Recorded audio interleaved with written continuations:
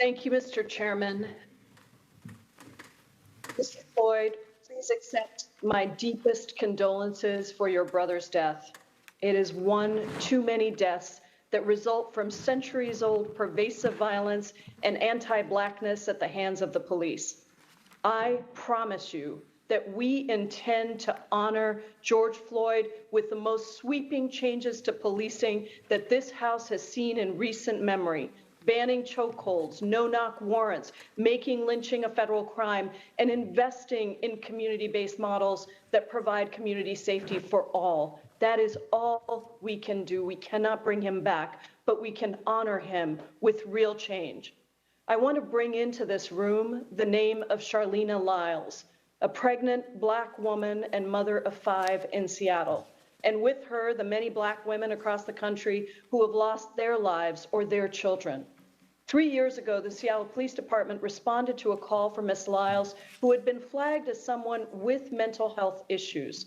The officers had received crisis intervention training, and they did know about her mental health issues.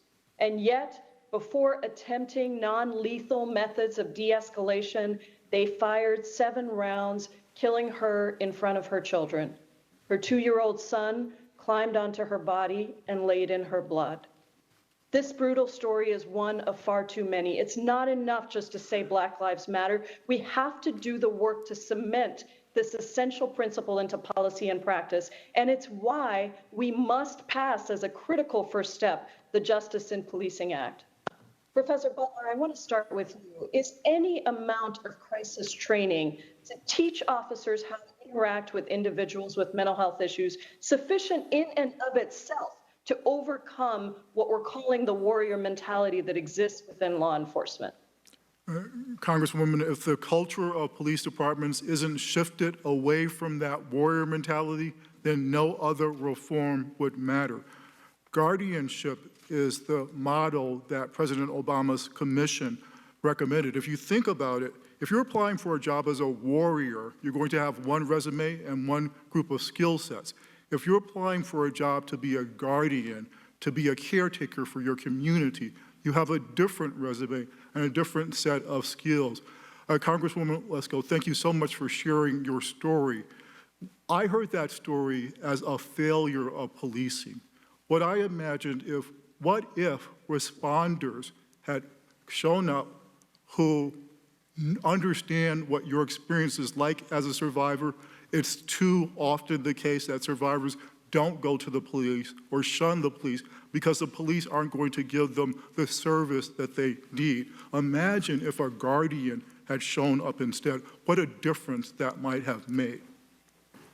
Thank you, Professor Butler. Ms. Gupta, as you know, the Seattle Police Department is in its 8th year under a federal consent decree that was based upon DOJ's finding that excessive force was most often used against people of color and those who were either mentally or chemically impaired.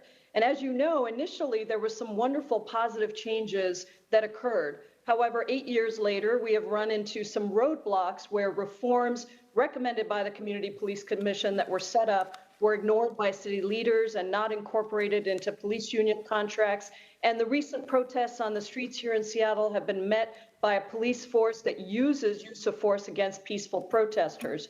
You have talked about a phrase, culture eats policy for lunch. Can you explain what that phrase means to you and what tools within this bill are most important and what else is needed to truly bring about justice in policing that meets the cries of the protesters on the streets?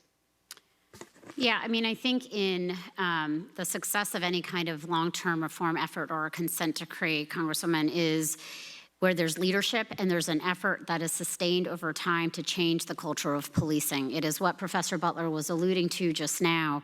And it doesn't happen overnight, but it requires sustained commitment. And I look at Justice in Policing Act and I look at the provisions in there that are seeking to ensure accountability, because when people feel like their police department can act with impunity and no accountability, when police officers feel like there is no accountability or consequences on the other side, the culture of a police department becomes very hard to change. And no matter how many policies you change, how much you overhaul in terms of the policing manual and the like, the culture piece is actually the thing that takes the longest amount of time to shift. It requires constant and persistent leadership at the top, and it requires a commitment to changing and reflecting a system of policing that is much more guardian-oriented than warrior.